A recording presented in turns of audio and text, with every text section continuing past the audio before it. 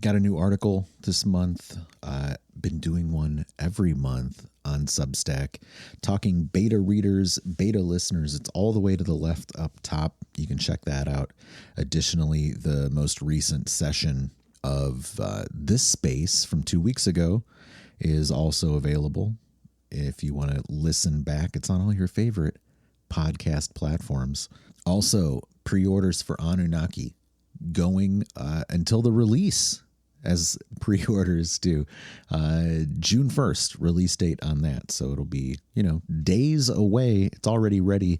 I am finalizing the audiobook production right now, doing the audio drama.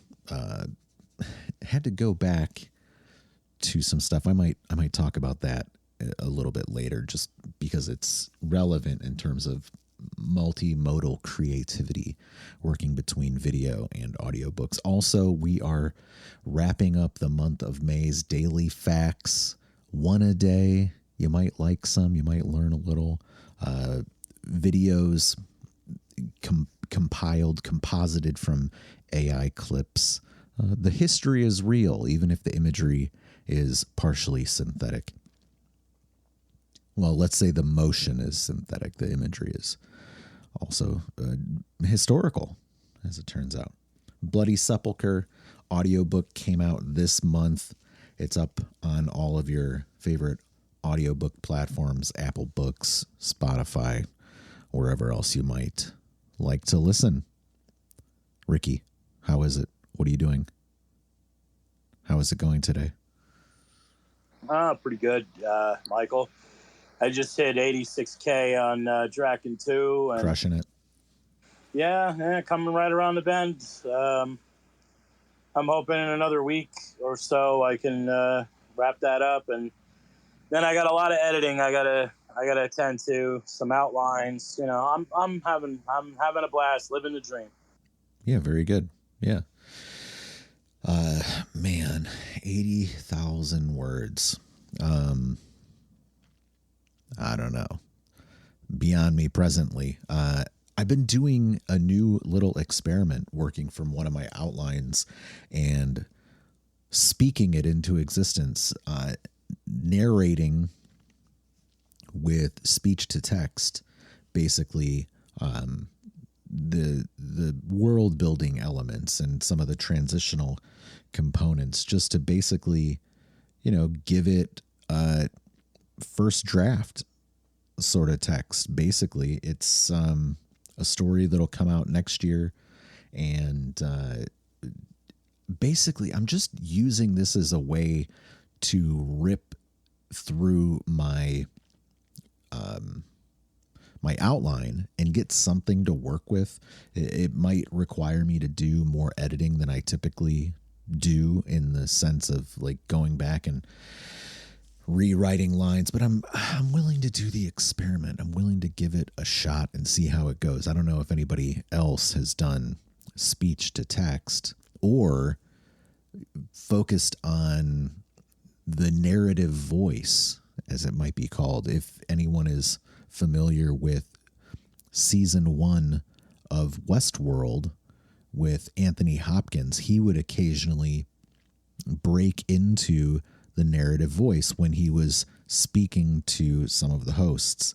And that was, I'm looking at what you got here, what you're posting up. Let's put it up in the nest, buddy. And I find it to be a really interesting thing, not only as an exercise, but particularly right now, over the last couple of days, there's been a discussion about younger readers having a problem with third person omniscient and preferring things in first person. That narrative voice is sort of this omniscient voice, this third person omniscient voice, where he'll speak the actions that the hosts, the androids, the robots, the machines inside of Westworld will then execute in real time. I'm liking it as an exercise. I don't know if it's the way I would do everything. I don't think it's necessarily the best way to go about stuff, but I'm trying it. I'm trying a lot of different things. The Anunnaki is in first person, as it turns out, just to juxtapose these two points of view next to each other in example as well as dialogue. That's something, that I'm trying to think more about, trying to expand my horizons. Do you use any of those things? The narrative voice? Do you speech to text? Do you like third person? Do you like first person? And then obviously you're more than free to speak on second person as well, which we find in tabletop role playing. We know that you have a history in it. Yeah, well, I mostly I've heard this whole thing about how the youngsters don't like third person omniscient. I guess I'm kind of doomed with that demographic. I mostly write with in third person omniscient because of the freedom that it allows for. I mean, you basically tell the story from anybody's point of view, and you're always telling it from like the camera or God, however you want to call it. I mean, that's why they call it what they call it. Most of my Eternity stuff is third person. My Wargate stuff is like that. Sometimes I break away and I'll write like a single chapter in first, or like a prologue in first, or something like that. Especially if it's coming from like a different viewpoint than maybe the MC. It's like in Nidhogg Chronicles. I start off with a chat. I think it's some kind of prologue, and that's the one that has a chapter 0 too. Also, I put Masteroth 1 in the Purple Pill. Yeah. Written third person omniscient. I got news recently that Masteroth 3 is almost done, so I'm hoping, I've been saying this for months, but I'm hoping it'll be up on Amazon soon, Yeah, very good. Looking forward to that, and, obviously keep us posted so we can all do the promotion that it deserves. Yeah, years ago, I was involved in a project where we were trying to write a choose your own adventure book, and those are in second person. Right. And it's really not that inconvenient to compose in that perspective. But in the same token, I don't prefer it. It's the same thing with the first. It's like there to me, and there are people who don't agree with me, but for me, there's a lot of limits to the first and second person. And I've read Lewis wrote a book, and I think it's called Until We Have Faces. That's in first person. And that was very well written, but it's a matter of preference. I don't know if it's obviously. I don't know if you people know who Robin Hobb is. She's a fantasy writer. I think she lives in Alaska. On YouTube, there's a lot of videos with her where they have speaking tours. She and George R.R. Martin, who wrote A Song of Ice and Fire, among other things. And her Assassin's Apprentice, it's like a trilogy with Fitz Chivalry. That's in first person, and it's probably one of the finest examples of the first person perspective, because at no point am I like bothered by it. And normally I don't want to get curmudgeon-y or cantankerous or whatever, but it's like I just see eyes. It's like not EYE, but like, the I, the ego. It's every other sentence is like I. Like there's tons of eyes in paragraphs, and it's just my whole redundancy. My redundancy complex, which serves me well in my editing, loathsome as it is, because I'm not really that fond of the editing phase. But anyway, I think you see what I'm getting at here. I mean, you really have to be very, very poetic and very artful and very, very wise about how you compose. I mean, I'd love to hear someone else's take on that, Well, hey, Nicholas, this is the first time you've been in here in a while. Good to see you back. Are you driving? How is your book going? What do you think about point of view? Yes, hello. I'm not driving. I'm still just editing the book, combing through until there's no more knots. I have nothing to say on it at this point. The point of view question is people can't read third person omniscient anymore. I think that this is a joke, actually. I think we're all being trolled. I can't possibly, it's like fake news. I can't possibly imagine, like, I'm a very empathetic person. I can see things from other people's perspectives, and I just can't do it with it. I can't fathom that somebody isn't capable. Third person omniscient is like the most basic storytelling. You sit around a campfire and listen to a story. I'm reading The Hobbit right now to my son, and this is third person omniscient. Bilbo did this, the Hobbit did that, the dwarves said this, and once in a while Tolkien will say something directly to the reader where he's like, you probably solved this riddle already, or we'll soon find out that Bilbo solved this problem. So third person omniscient, and it's the easiest thing to read. So I just don't buy it. I think we're all being had. I don't disagree with that to some level, but I think that when we consider perhaps how people are digesting stories predominantly right now, when we're looking at the vertical video phenomenon of the last 10 plus years, people just speaking into the camera at an audience performatively, as opposed to maybe traditional storytelling, this perhaps is where things create a divide and get lost. I don't know. I'm just speculating. Yeah, I don't know. I find third person omniscient to be totally accessible. Yeah. It's like the gentleman said, Nicholas, it's like a coal biter, like a campfire thing. I mean, the complexity, and it could be first in that same way, but it's like, I don't know. I guess I don't get it. And I'm hoping that it is sort of, that we are sort of being trolled or whatever, because I chiefly composed in that. So, oh boy, Yeah. I will also say, on the topic of POV, I recently read a fairly long novel that was written in first person, and there was a lot of fighting scenes. And actually, I found myself thinking the first person POV took away from the story because there's not a lot of dramatic tension. This book was like 600 pages long, and he's getting into a fight, in like the second chapter. And I'm like, okay, well, obviously he's going to make it through this fight because there's 600 more pages. He needs to get to the end. I think it can work very well in certain circumstances, where the narrator's kind of giving you, the reader, like a wink and a nod throughout some of these fights or whatever. But, certain formats, it's like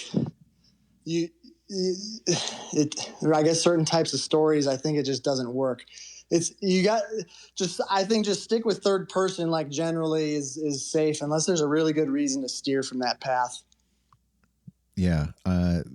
Excellent example in the grand scheme of things. You can't have very low risk and stakes in chapter 2 with a fight, and you got hundreds of pages more story if it's in first person. So yeah, very good example. I would say we've got Hashmaster and Heidi up. If you guys have thoughts on any of this, or you want to kick around new ideas, also for the folks hanging out in the audience, if you would like to come up, raise your hand. And this is an open conversation. We are not trying to just talk at you, but at the same time, feel free. Oh, wait, we lost Hashmaster, and now I got the new request. I got to bring you back up. Hold on just a second. There it is. All right. If we're going alphabetically speaking, whatever. But we haven't heard from you guys yet. This is your chance. Is that me? Is it ladies first or alphabetical? Which do you prefer, Michael? How do we know? Is Hashmaster? How do you know? Let's go with the live people first. Let's go ladies first. All right. There we go. Thank you. No, I'm kind of in agreement. I'm not a massive fan of first person. I've read first person novels. There's good ones. And I think you're onto something, Michael, with we see that talking to the camera, like reality TV, like it's up close and personal, like this is real. And I think that's part of where it's coming from. And I know that the modern romance novel, and I know you guys are big romance fans, so you've probably read them all, right? But they're all written in first person. It's like you have to write them in first person because you'll have like one chapter from the female point of view, one chapter from the male point of view, if you're doing a traditional sort of thing. And that's how it will go. And the thing about them, I think the other reason that everyone's pushing first person is because of audiobooks. So when you're listening to the audiobook, it's like the person is talking to you. It's like it's more of a performance. It's like the actor is speaking their role, So the whole thing comes off like dialogue when you're listening. That said, I still like audiobooks that are third person. I don't think it matters, but I think that's one of the reasons it's happening. And I kind of agree. I agree with you guys. I'm not a big fan of it. I mean, obviously there are situations where it's great, like Catcher in the Rye or Till We Have Faces, where it works, but it's done not style. It's not done. Neither of those are done because it was popular. They were done because that was the way to tell that story effectively. And sometimes you want the narrative to be limited, especially like if you look at like Till We Have Faces, she's Arual. I have no idea. I've never been able to figure out how to pronounce it. Arual is the main character who's the first person perspective. She is coming at you with limited knowledge. And Lewis, I think, wanted her to have limited knowledge because, I mean, this is a Christian novel telling a Christian story from a certain perspective, from a pagan's perspective. So she can't understand what's happening at first. And then you get to the very end of that book and it switches point of view, where there's this sort of medieval trial, like something out of Chaucer, sort of like the Parliament of Foules, where she is on trial and it becomes sort of this third person omniscient at the end. I mean, this was structured in a very purposeful way. It wasn't done for popularity. So, I mean, ultimately, yeah, I mean, I'm not a massive fan of it, but I think the reasons it's happening is it's just an oversimplification of storytelling. They're just like, well, this is what people want. And it's like, well, I don't know, is that really what they want? Or is it just, a bit of a troll? I mean, I'm sure people can read that, but you'll see people saying, I'm not reading this because it's not in first person. It's like, then you're not really a reader. I don't know what you're doing, man. But okay, I'll stop. Yeah, let's get after the heart of what you're saying here. I'm not sure it's a trend so much as the readers are idiots. They're serving this crowd of people who cannot hold the narrative in their mind when it's not in first person, because there's too many perspectives that they're having to jump between. Hashmaster, what are you thinking? I kind of want to frame my answer in more of a question, just to like expand on what you guys are talking about. Do you feel like you can get as immersed into a character specifically from the descriptions of an outside point of view, like, or is that just it's something in my brain right now thinking about? Because I feel like if I'm writing a character and I'm writing them from the first person point of view, I feel like I can kind of narrow in on what my feelings in the specific situation are, and that might help the readers understand why the decisions are being made and why the tensions pulling from multiple points of view, where I don't feel like I personally could explain that. And maybe it's just I haven't written a lot, but that's just where I feel like. Do you guys think that you can be as immersed from inside a specific character from third person? For me, when I think about third person stuff, I think about video games. I think about a lot of stories where it's more ensemble oriented, or television that is, we're beyond the fourth wall. Am I immersed into the story, or am I immersed in a character's point of view? Well, no, for the character's point of view, because that's not necessarily what that point of view is intending to do. So I understand what Ash is getting at. I've heard that before. For one like me, I don't really write heavy characterization in the first place. With me, it's more like archetypes. I write from the perspective of archetypes, and there's characters and there's characterization, but the benefit for me is the flexibility. You're at liberty to do a telescopic perspective. I could zoom out far away and act like I said, the camera or Almighty God, and Rolodex through any character that's in the chapter. And then I zoom in on them.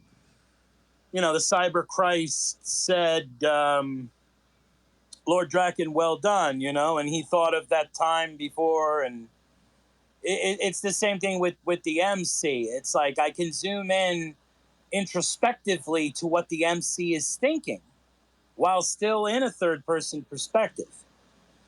That's a telescopic. I don't know why I can't say that word today. That's a telescopic perspective. So if you go, because it's the modes are in. Is it dialogue? Is it action? Is it combat? Is it introspection? Is it some kind of oversight? Is it overview of concepts? Like what are we conveying? And I don't. That's one of the reasons, because if you write in first person, to me, it's harder to zoom out, and then expand, and therefore transitions might be limited or stuff like that. I assume it's all according to the kind of storyteller you are, but I don't know. It's a pretty easy situation for me. I know what I prefer. I have no problem with a third person getting immersed into a character. I will say A Song of Ice and Fire is actually one of my favorite book series. I'm really sad that he doesn't look like he's going to be able to finish it. And I think that part of the reason it's so great is he is an expert at getting you into the character's skin. And he does it all through third person. Now, granted, I guess I haven't probably read enough first person to find like comparisons. I'm sure that it works well that way, but there's like no issue whatsoever for me with the third person. Just based on my experience reading those books. In fact, I think a third person might even be better. When you're first person, you're telling a story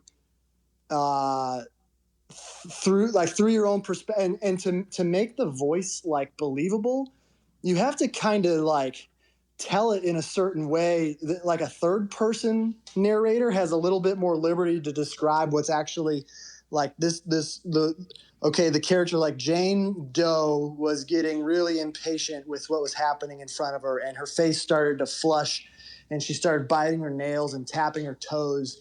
And you can describe a lot from the third person, but if you're telling it in a first person voice and you're like really bought into that voice, and you're like, I am telling you a story. I'm sitting here and I'm getting impatient, I might not even be conscious of the fact that I'm tapping my toes or biting my fingers. So I'm not going to describe that as it's happening, because I have to be committed to the bit, right? There's like, you can almost from the third person see more, and therefore like get into the person's skin a little bit more. I'm speculating, of course, because like I said, I've never really read a ton of really good first person books, but I've never had an issue. And in fact, I think there's benefits from keeping it in a third person.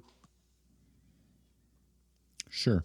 Fair, reasonable. I think Ricky raised your hand first and then Heidi. Does that sound right? Yeah, Hash. Just real quick, as I recommended before, I don't know if you were in the room when I said it, but Robin Hobb is a fantastic writer. She's a genius. And Assassin's Apprentice, I think it's a trilogy. That's one of the best first persons I ever read. So even though I don't advocate for it, I recommend that if you're looking for that, check that out. As far as George Martin is concerned, he teaches us a lesson. I mean, all his chapters are character chapters. And then as he gets further on in the series, he keeps adding characters. Some of them he kills, some of them he doesn't. Some of them he just brutalizes and mutilates. Some of them die. But towards the end of the book series, which it's a fantastic book series. I mean, he was once a genius. I don't know if he remembers like what he was doing and if he was having fun, if he's having fun anymore. I'm not sure, but later on in the later books of A Song of Ice and Fire, they're not even like characters. They start turning into it's like versions of other characters, or it's more like they're situation chapters, because it's like he's got too many like spider webs in his narrative. There's too many like complexities, and he can't, for some reason, he can't like line it up. I mean, he has outlines, but he claims to be what he calls a gardener, and that he doesn't actually outline. I've watched I've listened, I should say, to many hours of podcasts about people who have, they're trying to diagnose, some of them in an autopsy, others are just trying to pull it apart and see like what's up, like why can't he finish it? Why is it so hard? And I mean, the narrative debt is massive. The character chapters are constrictive, and perhaps the gentleman doesn't have patience for it anymore. But it's like, that's why you got to pick your perspectives very, very carefully. Because if you keep, if you paint yourself into a corner, or write yourself into a corner, as it were, I'll be brief, I promise. My thing with character chapters that I dislike is that they're a chapter one. Every time you start a new character, it's like you're starting a chapter one of a book. Because you got to, it's not just the character, you got to dial the character's world in. So there's a lot of like introductory stuff, and it's like, for some people that's great, but I don't know that George could sustain it. Anyway, sorry about the long-windedness, but I could go on and on about that, man. I'm tying one arm behind my back here. Heidi, then Nick. Yes. So, two things to the first point in terms of can you learn as much about a character? I think of it kind of like this. If there's a crime and you need, if you have one witness, you only get that one witness's perspective, which is faulty. We have third person, you start getting more perspectives on what's happening. So it gives you a much better idea of what's actually happening. So, and they're not necessarily going to match up per se, but they're going to give, say, the jury, the reader, a better perspective of what actually happened. So in a way, I think third person gives you more insight into the character. And again, I would add on to this, how well does any one person actually know themselves? So sometimes you need that sort of omniscient God over there who can sort of clarify things a little bit. Oh gosh. So the other point I would make, in regards to what, oh shoot, sorry. The other point I would make is that what to Ricky was saying in terms of character development chapters, it should be kind of a combo. A chapter where you're introducing a character should also be giving you information about the plot, right? I mean, there has to be both of those things happening. If it's just about the character, it sounds like, I don't think that works terribly well. I mean, it has to be the character's relationship to the story. And so you're sort of feeding two things. It's, you know what I mean? You're giving information about the character and you're giving information about the story. But that's how I think it should work. I'm eager to hear what you guys have to say. Hey, okay. I am not going to go down this tangent. I promise I'm not going to derail Michael's. He wants to talk about George R.R. Martin indefinitely is what he wants to do. Yes. I really want to. Mount Timeless, we should have another space to do the autopsy because I respect Michael and his space too much. We can't go too far down this tangent. We are constantly doing an autopsy on George Martin, Tolkien, Star Wars. These are perpetual topics. We've been here before. We're going in circles. We're going to be here again. I promise you. Yes. But just so, yeah, we can, Mount Timeless, we can talk about this some more. But on the topic of, I think it's relevant to Mike's space here about how Martin uses the different POV characters in the chapters. Yes, obviously he starts to introduce brand new characters like halfway through. That's annoying. That's a whole other problem. But some of the main characters, he starts to give different title names. It'll be like Arya. She has 20 chapters, and then all of a sudden, in like the fourth book, she's called there's a chapter titled, I don't know, like the horse-faced girl or something like that. Like he gives a different title name, and he's always talked about, he's mentioned at some point about how he's deliberate with why he's choosing the chapter titles that he uses. I believe that he's doing this at least with the main characters. Because each of them are kind of going through an identity crisis. Like they started, in a place of comfort. They all go on their hero's journeys. They get thrust in the unknown, and they kind of have to cycle through these different identities before they're learning who they are. So it's even the title names changing of the chapters is sort of a way that he's doing characterization itself. That's my theory anyways.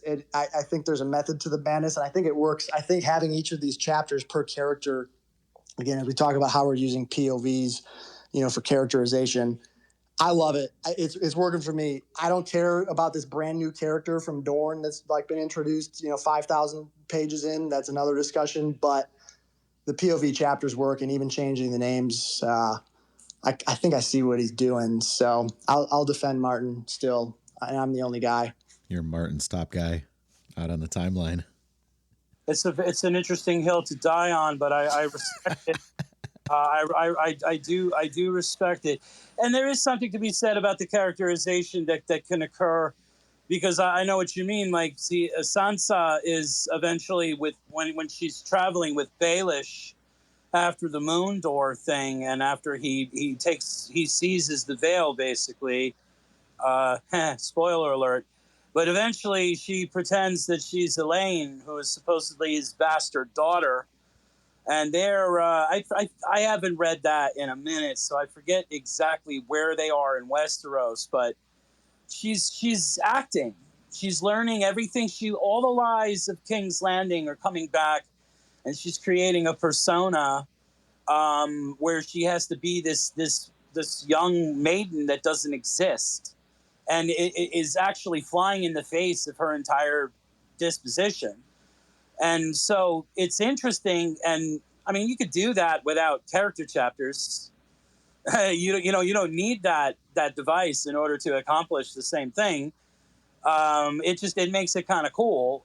It kind of justifies using the character chapters, I suppose. And there's the Euron Greyjoy thing with what's his name, the Dampere or whatever his name is. I love the Greyjoy stuff. I could read that all the time. I'm fine with all of this discussion in general because it gets after a literary concept and also is a currently relevant topic in the world. And, let's be honest, in perpetuity, we're never going to get away from these ideas of point of view and having to make these sorts of decisions in regards to storytelling. And also because of the variety of media that we're creating and consuming, we are constantly, as storytellers, as writers, as filmmakers, as media creatives, we're always pushing ourselves into the space where we have to make those decisions. And, just to round back to a point I was kind of alluding to in terms of an audiobook, and it also came up in regards to the experience of an audiobook. When you're doing, say, a narration only read in comparison to, say, an audio drama production that has a bunch of different stuff, I think that you can create texture and immersion for your listeners with the sound effects or through a multi-voiced production in a way that narration only, even with a great narrator who can do all sorts of accents and voices and things like that, does not necessarily capture. It's a totally different thing. For me, doing these reads versus producing an audio drama, as I am right now in the middle of trying to get one wrapped up, and I'm looking at this story that started as a video and has all these sound effects and it has all this music, and I'm pulling this stuff into this new session and finding it's like, well, some of that stuff I don't need. It doesn't work. Or where I created much more music to basically become a soundtrack and a score for the film, a lot of that becomes kind of superfluous. It's just not necessary inside of an audio drama production. It becomes a distraction. And also the timing of what I was doing when I was writing that music for the video does not line up the same way in the read.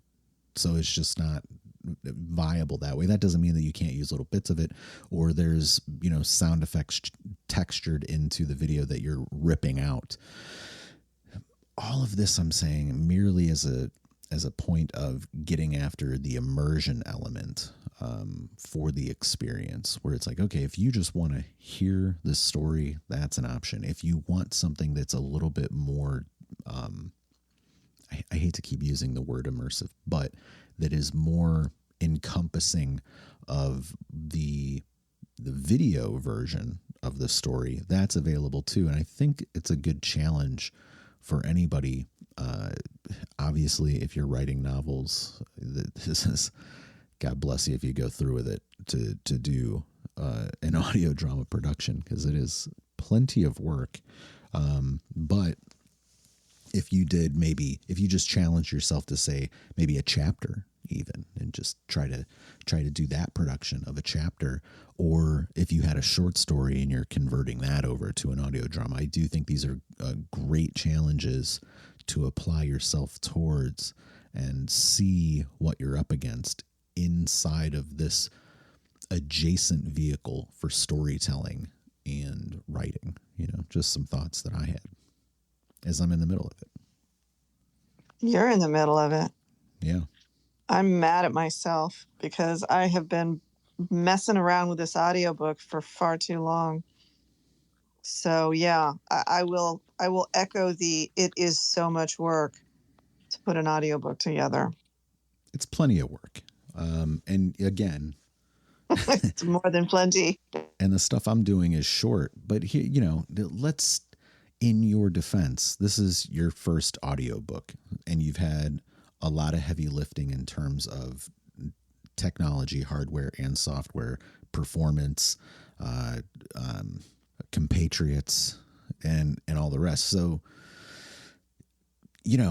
as I have said, very solid first effort inside of all of that. I don't want to say the first word that came to my mind, but let's use the second. Inside of all of what it has taken you to get to the doorstep of releasing this audiobook. Yeah, I'm gonna get it done. I've had it. I'm mad at myself. This is my statement that I am going to finish this blasted thing. I've had it. I'm done. Shall we say? So yes, get it done. There we go. I'm saying it in public just Turn to it out. Humiliate myself if I don't finish this blasted thing up in the next couple of months. It's basically done already. You just have to do some punch-ins. It is basically done. I'm just doing the final listen. Yeah. But that still demands time. Yes. It still demands time. And it's like, it's going to be probably, I was working on it this morning because like I said, I've had it with myself. So, I'm in chapter 20 and that's over 6 hours and there are 46 chapters in the book. So that's just the run time. That's not the amount of time that went into doing the project. Yeah. Wait, what's the runtime, did you say?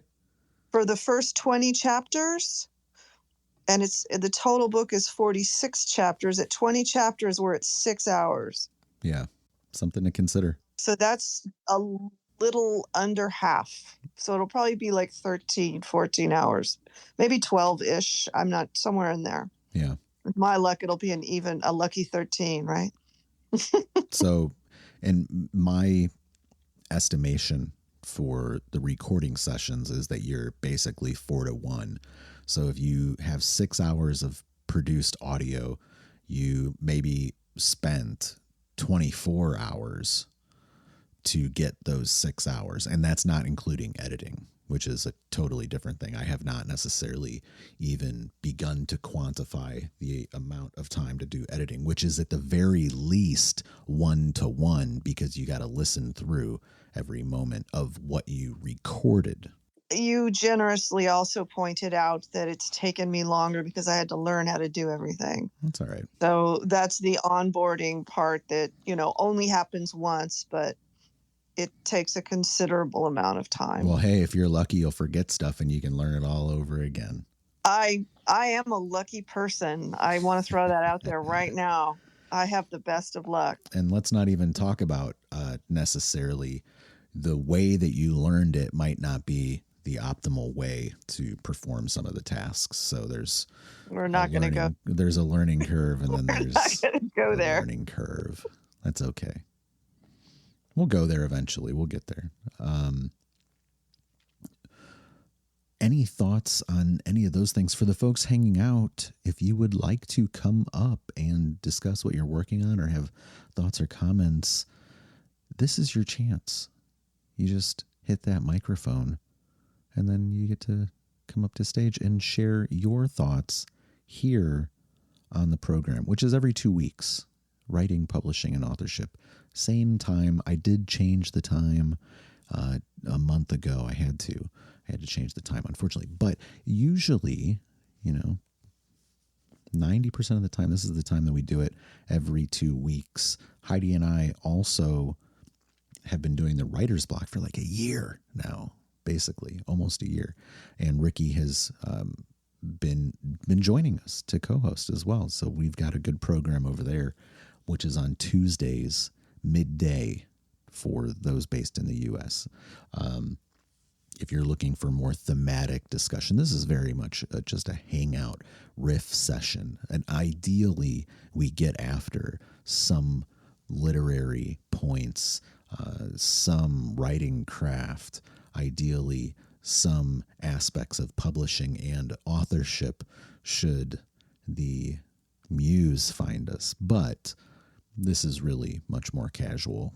We don't have an outline here or any goals, besides having a good time. Are you guys having a good time? I suppose we should push that out into the ether. We got a thumbs up. We got one thumbs up. That's not bad. 33% of the people on stage. Wait, okay, we're at 100%. This is fantastic. We have quorum, I think, at this point, What else are you guys working on? What else are you considering, focused on? Don't make me do all the heavy lifting. I'm not here to talk. Ricky, what's that book you posted down there? That is the Book of Masroth, Volume 1. That is the beginning of the Authorship series. It's a fantasy novel, sort of a lit RPG about the germ god, the Lord of Abominations, Masroth Umral Daganorius, the King of Grief, some call him. He's just your usual, typical, glowing, green-eyed, black-clad sorcerer, gene sorcerer, biomancer, weaver of synthetic intelligence, and the Book of Masroth series is his origin story. And the Book of Draken, which I'm writing, is the sequential sequel to the whole thing. I mean, Masroth's a character in that one, so anybody that's listened to my reads of the Book of Draken would probably want to lay their hand on that one. There's 2 of them up on Amazon, and soon to be a 3rd, God willing. My editor and my layout people just got back to me earlier in the week. I should say probably late last week about that. And there's a 4th one. And I wrote these about 10 years ago, starting about 10 years ago. And I had a blast, and I'm having a blast with Draken too. They're all fantastic, like a dream come true. Thank you so much for asking. I appreciate it. Well, I saw it down there. You're more than welcome. Yeah, I feel like we don't necessarily get after some of the nuts and bolts of the stuff that we release inside of that. And Ricky particularly has been hand spinning this yarn, this into whatever your favorite garment might be. Massive world building. Kimberly, we lost her. She was up, and then we were about to introduce her so she could talk, and now she's back down. That's unfortunate. Well, raise your hand again if you want to come back up. That's how it goes. There's still time. Wait, here we go. This is, now we can do it again. All right, you better be ready. Here you go. Kimberly, you are connected. Hey, how is it? I'm not quite sure. I'm enjoying listening. There it goes. Every time I go to talk, I get a disconnect. Not quite sure what's happening with this. But anyway, I've written so many shorts, and I wrote a book, a secular book, when my church fell apart. And I wrote it. It took me like 3 years on the destruction of gossip, one might say, misinterpretations. And people have always asked me to, just publish it. But I guess where my lack of momentum comes to my writing is my own interpretation and criticism of my own writing, if that makes any sense. I don't even know if I said that properly or not, but it does. It's a paralysis. Yes, right. But I wake up with this idea and I write them down, and I can create so many different stories based upon them, but I never move forward. And I'm now in a place in my life where I just want to move forward. So any suggestions, any guidance in the way that I might start doing that, I would appreciate. I just admire people that just move forward with their passion and go for it, whereas I do little bits and pieces of everything, and I never accomplish anything either. Well, you know. You got to Thank you. focus. You got to finish it, and you got to put it out there and just get it done. Basically, you cannot linger on the insecurity of the peanut gallery. We're all going to put the slop out there, and the hogs love the slop. Give them the slop, okay? It's fine. Maybe one of your things turns into a hit, then that's fantastic. We cannot predict what of our works are going to find an audience or take off. We can't know, but we have to do the work to discover and find out. And if you do get a hit, well, then you're on base. Maybe you got to figure out how to advance the runner. That's the whole thing. I don't know who raised your hand first. Was it Heidi? Was it Ricky? I feel like it kind of happened in tandem, but you guys know. You know who it was. I think Ricky went up before I did. Okay. Well, Kimberly, we're sort of reversed, you and I. I actually wrote my first. I say Christian in the sense that it's the Christian genre, but it's really a book of politics and theology about Western Christianity. I wrote in other words, most of my books are secular, quote unquote, secular books. But if you want to reach out and DM, I have workshops. If you're looking to move a project ahead, I'd love to be of assistance.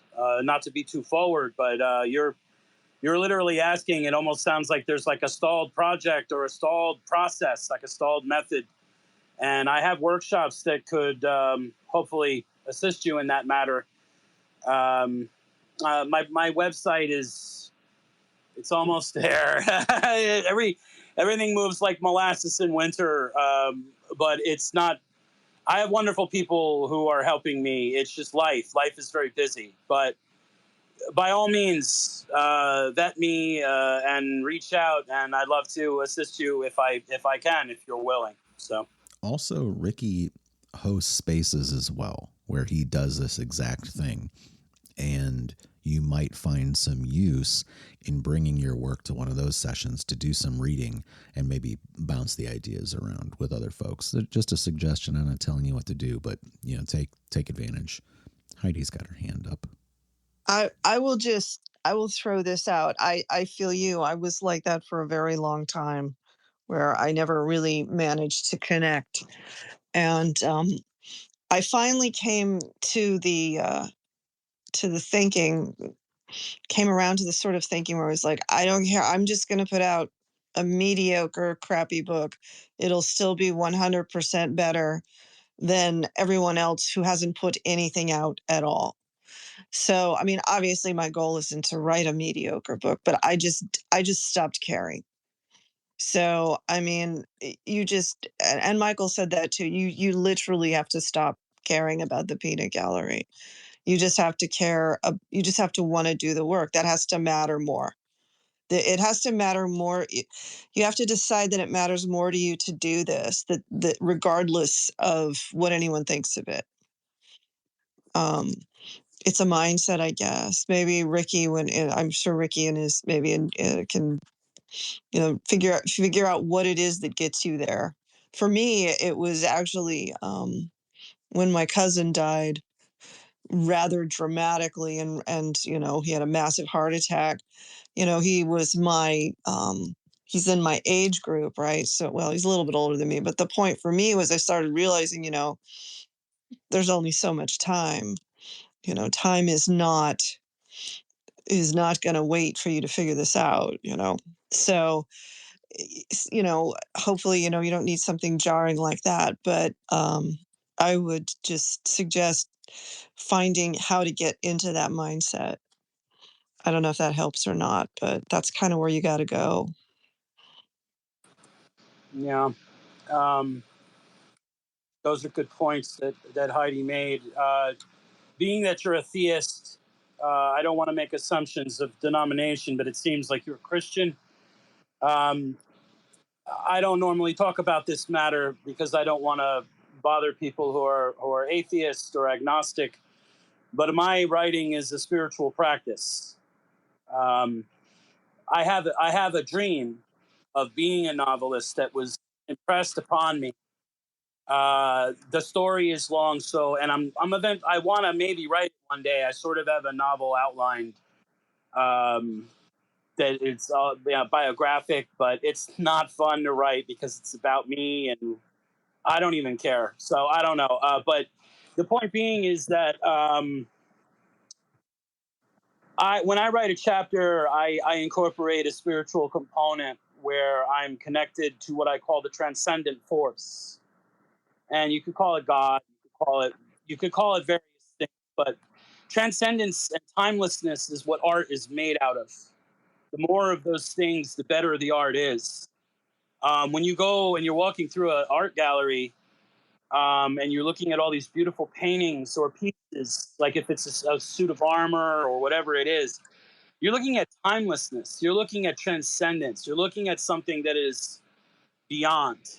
That beyondness, that transportative quality, it fuels the escapism and it fuels immersion and the exploration of unconsciousness, which is where all this great significance dwells. It's where inspiration comes from. It's where it arises.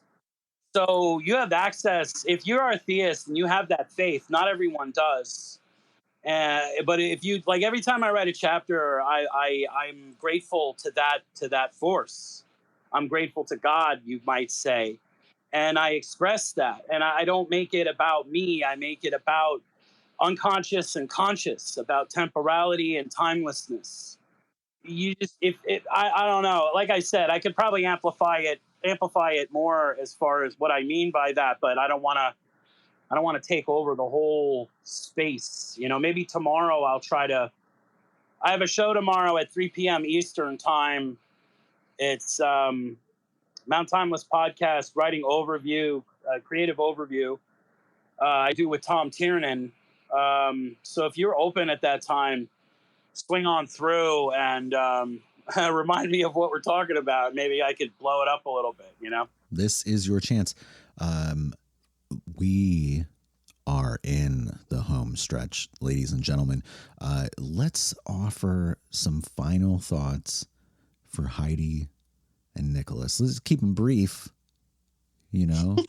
Okay, I know you need to go. Let's tighten it up. Okay, just quickly, Kim.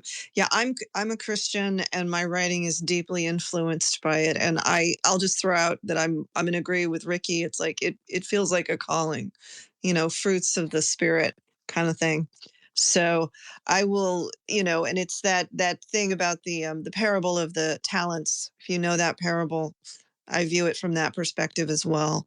So I will leave it at that. I know Michael needs to go, I don't know, check his tomatoes or something. So I will see y'all later. Thank you. I finished really fast. Nice. Nicholas, are you there? Yes. Hello. Sorry. Mount Time, you were just speaking to my heart. I feel like my story, which I've been writing for about 10 years, it's like something that I discovered. I didn't create it. Like, it was there, and I'm just a conduit that it's coming through. Here's a quote from Nietzsche. This will take me maybe just 30 seconds to read. He says, "Has anybody at the end of the 19th century a distinct conception of what poets of strong ages called inspiration? If not, I will describe it. If one had the slightest residue of superstition left in one would hardly be able to set aside the idea that one is merely incarnation, merely mouthpiece, merely medium of overwhelming forces. The concept of revelation, in the sense that something suddenly, with unspeakable certainty and subtlety, becomes visible, audible, something that shakes and overturns one to the depths, simply describes the fact. One hears, one does not seek.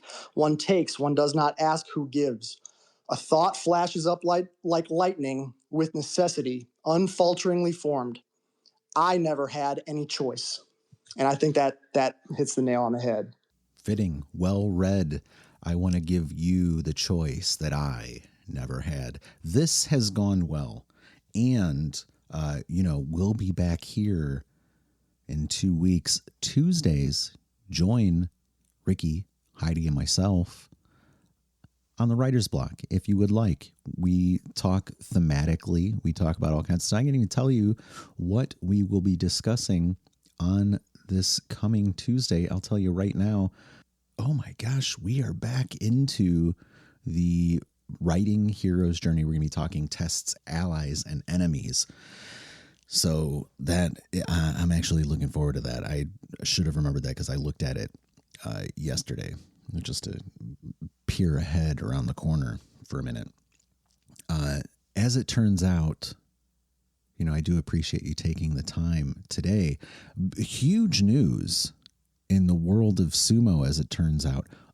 Ozeki Onosato was promoted to the rank of Yokozuna. He is the 75th Yokozuna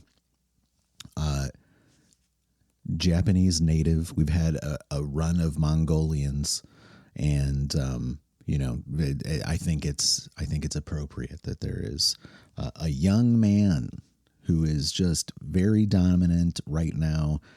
Looks like he's got years ahead of him. He's already got 4 Emperor's Cups under his belt.